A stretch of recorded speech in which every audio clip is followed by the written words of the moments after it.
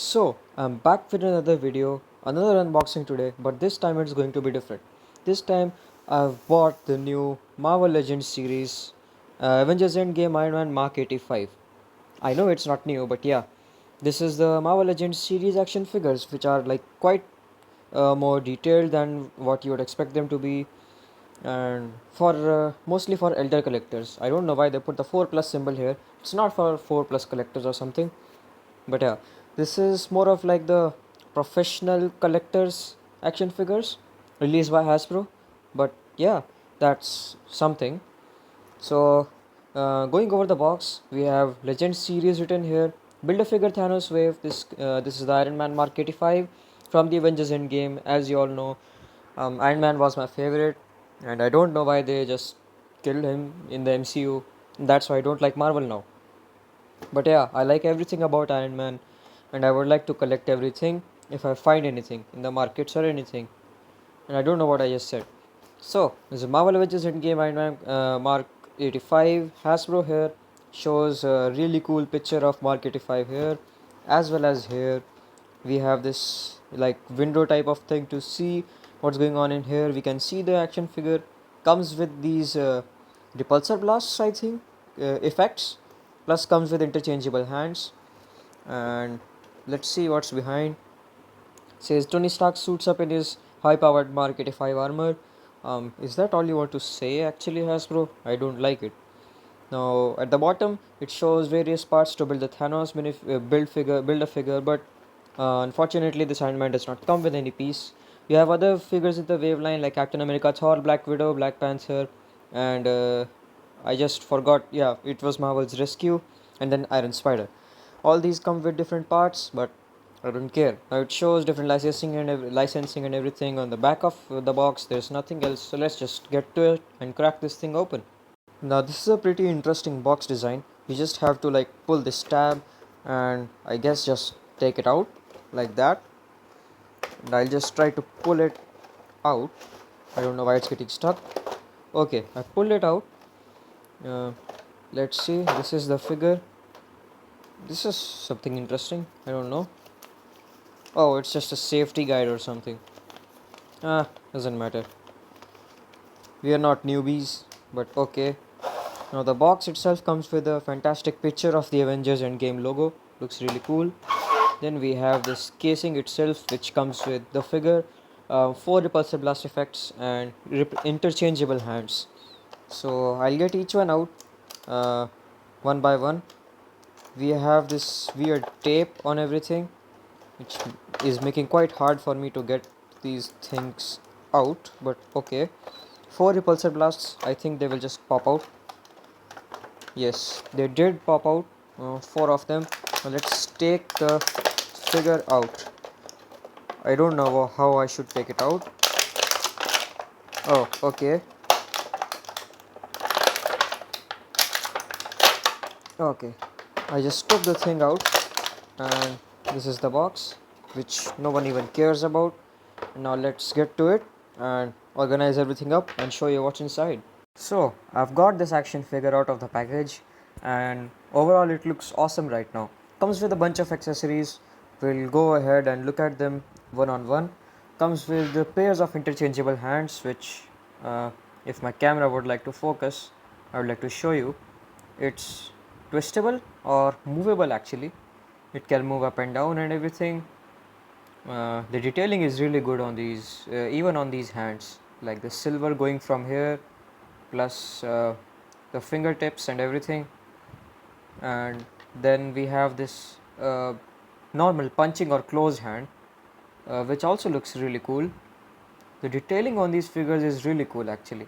Now you will notice one thing, that this thing has a peg hole in it and this thing doesn't. It's because these blaster effects will be used in there. We'll first take a look at the blaster effects and then we'll go over what exactly do these things do in this action figure. So this is one of the blaster effects or repulsor effects, if you want to call it, and it's pretty common among all the other Iron Man action figures. It's really common, but with a slight bluish tint this time. Shows kind of like a blast and then spray kind of effect, uh, and I think it's constituted of two different things. Wait, let me see. Oh yeah, so this thing right here is that blast effect, and this thing is more of like a laser shooting effect. Just combine it together and you have this effect. Pretty cool actually. Now comes with four of them, which are of the same color. There's no difference in length, no difference in color, nothing. Now, interchangeable hands.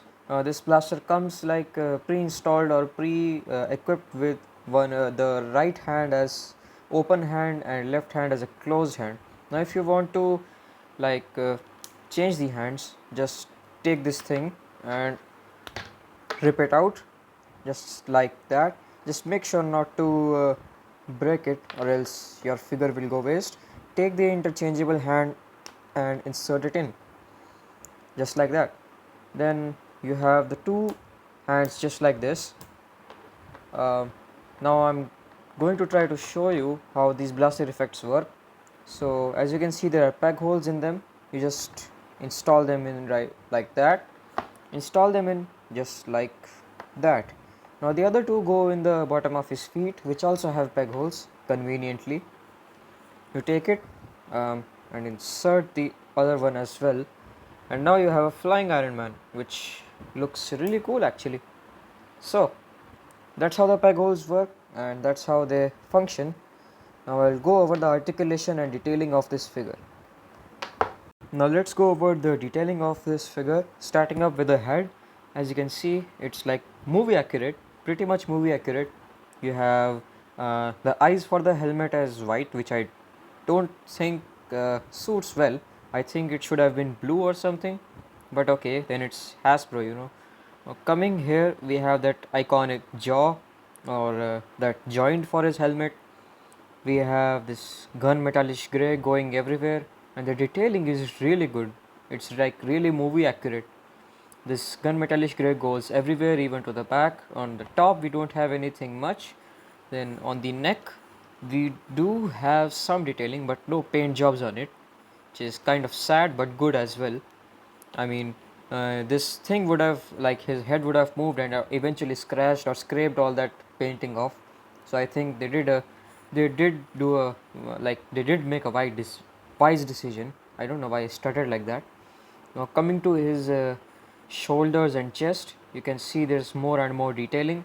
I don't like the color that they used for the arc reactor though. They could have used a more uh, bluish color for it. It looks kind of pale actually, if I'm not lying. Then going on to the shoulders look really cool. They have that metallic gold kind of luster in them, which makes them look really cool. Have that gunmetal gray going on everywhere, and then the arms look kind of like as if the Iron Man's been working out. So that's that. Now let's take a look at this arm. Inside of it does not have any paint actually, which is kind of unfortunate, but okay. I don't know if it's movie accurate or not. I've seen paint going here, gunmetal gray paint going over here, but okay. Now coming here, we have these stripes, then we have all these stripes and matching hands for it. The proportions of the hands are really good. You have that ratchet or the joint with which it bends, so that's cool. Then the proportions are, like, as I said, very muscular. Looks like he's kind of working out or something. The other hand is also the same. The design elements and everything of this figure is exactly the same as the other side. Now coming down to the stomach area, you can see he's got all those armor pieces plus a lot of detailing, and even in the back you can see there's this gold, metallic gold paint going on everywhere. But I think that this part lacks a bit of color. I think as I remember from the movie, this entire part was covered in what you call gunmetal gray. Then coming here on the bottom, there is very less paint. There is very less paint on the back except for these two edges. Others are not painted properly, but it doesn't matter actually. So coming down to the legs, look pretty cool, have that design element in them. plus have that gunmetal gray going everywhere. There's not even a single smudge of paint anywhere. You can see the knees. The knees have been done pretty okay, I think, not good. And the lower part of the legs look really cool. And unfortunately, the boots do not have any paint on them. This is kind of sad, but okay, does not matter. So, this figure overall has a pretty decent detailing, especially for a Marvel Legends figure, because nowadays they make such weird things that I don't really like. Now, going over the articulation of this figure, starting up with the head can move side to side, it can move 360 degrees, has a bit of a head swivel, not much. Head can look up that much, can look down that much, which is decent, I guess. And then the neck does not have any movement, it's only the head. And coming to the waist or the abdomen, it can move 360, or I mean full swivel. It can crouch that much, it can go back that much, it can go sideways this much, and this side this much. Not much, but okay, works out. Now coming down to one of the hands, the shoulders go out that far, which is not bad.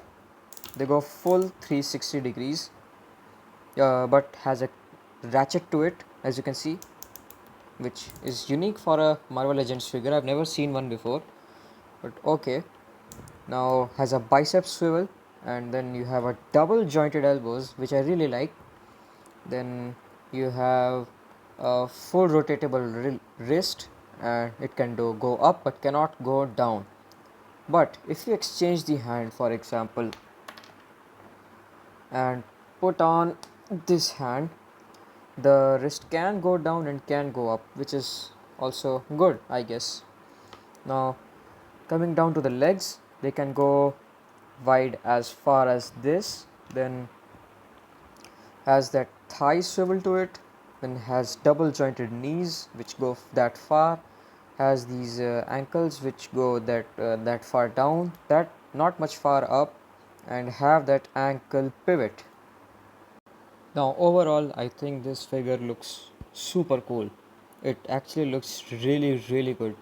Compared to the 2020, 2021 and 22 figures, this figure is actually mind blowing. So it has a lot of posability, as you can see, and it has a lot of features which are not there in the new figures, and a lot of details, a lot of movement. I really like this figure a lot. It might be my new favorite Iron Man action figure after the Mark 7 action figure, and that was for the last 10 years special collective. So yeah, if you guys enjoyed my review, just like this video up, share it with your friends, subscribe to the channel, and I'll meet you guys in the next video.